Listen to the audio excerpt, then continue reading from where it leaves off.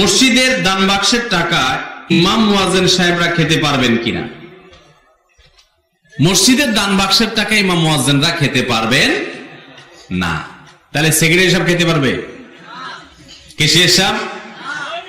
কোন সাহেব খেতে পারবেন?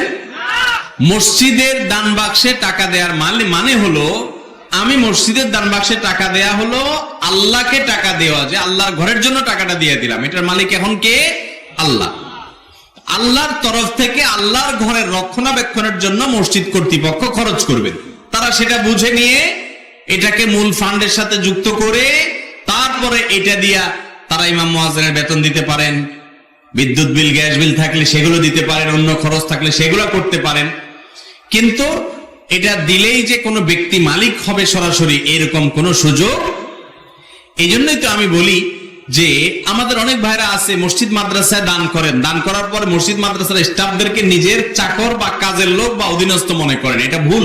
কারণ আপনি টাকাটা দিয়েছেন আল্লাহকে, বিনিময়টা নেবেন কার কাছ থেকে? আল্লাহর কাছ থেকে।